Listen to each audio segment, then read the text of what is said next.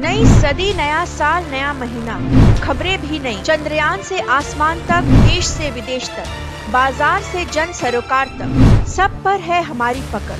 देखिए देखिए खबर सदीनामा सदीनामा सदीनामा।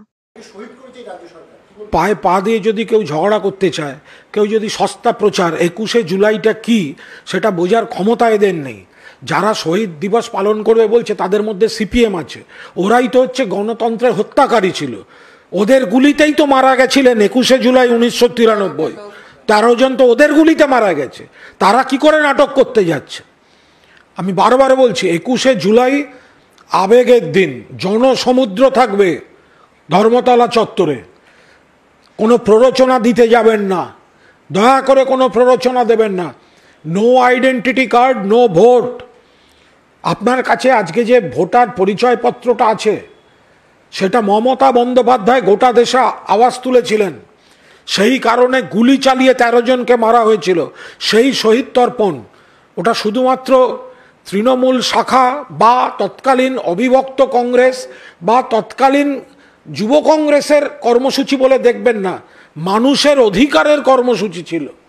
ফলে সেদিন যে শহীদ তর্পণ সেই দিনটাকে স্মরণ করে হয়, সেটাকে নকল করে বা সেই দিনে যদি কেউ বাধা দিতে যায় তারা নিজের দায়িত্বে নিজের ভালো বুঝে করবেন। সৌজন্যের একটা সীমা আছে, সেটা যা দেখুন, এটা বিরোধী দল, বিরোধী পক্ষ বা অন্য গণসংগঠন যারা সরকারের কাছে দাবি রেখে কোনো আন্দোলন করেন তারা যে কোনো দিন যে কোনো জায়গায় করতে পারেন, আইন সিদ্ধ যেখানে আছে যা।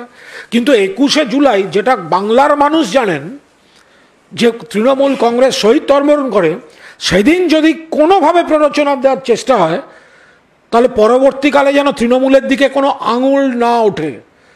আমি আবার বলছি, 21শে জুলাই যদি কোনো প্ররোচনা দেওয়া হয় পরবর্তীকালে তৃণমূলের দিকে যেন কোনো আঙুল না ওঠে।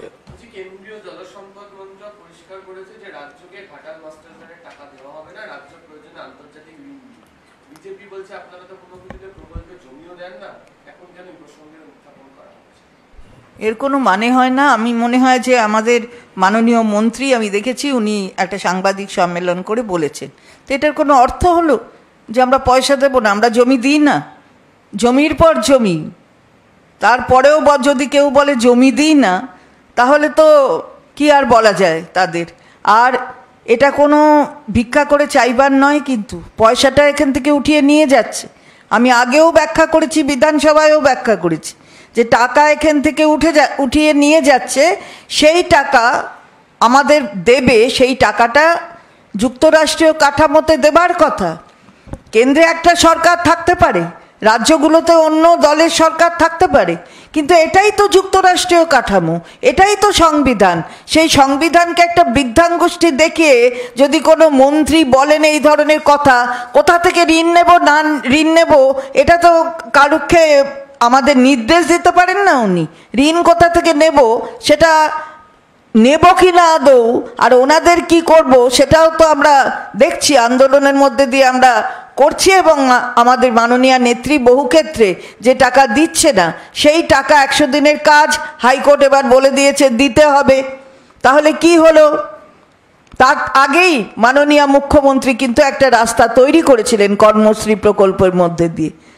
তাহলে এবারে আবাস যোজনা, একটা কোর্ট যখন অর্ডার দেয় তাহলে তার এসেন্সটা, একটা জাজমেন্টের এসেন্সটা কিন্তু অন্য ক্ষেত্রেও প্রযোজ্য হয়। আমরা তো অন্য জাজমেন্ট দেখাই, একটা মামলা করতে গেলে নানান জাজমেন্ট দেখানো হয়, সবই কিন্তু একই ইস্যু নয়, কিন্তু ওই ইস্যুকে ইঙ্গিত করে কোনো একটা ডিকটাম থাকে। তো সেই জায়গায় দাঁড়িয়ে কিন্তু যখন 100 দিনের কাজের এটা বলা হয়েছে, তাহলে আবাস যোজনা কি হচ্ছে?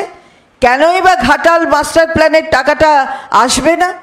এগুলো তো সবই ওর মধ্যে ফিট করে। কি বলেছে হাইকোর্ট? সেটা আবাস যোজনার ক্ষেত্রেও প্রযোজ্য। যদি কোথাও কিছু হয়ে থাকে সেটা আলাদা কথা, সেটা আলাদাভাবে বিবেচনা করা হবে, কিন্তু তার মানে পুরোটা বন্ধ করে দেওয়া নয়।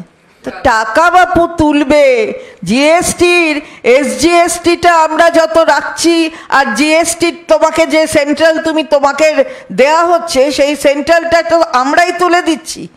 আইজিএসটি তো আমরাই তুলে দিচ্ছি, তাহলে তার টাকাটা তুমি নিয়ে যাচ্ছ, তার টাকা থেকে আমাদের টাকাটা দেবে না, যেটা প্রাপ্য টাকা। এটা হয় নাকি?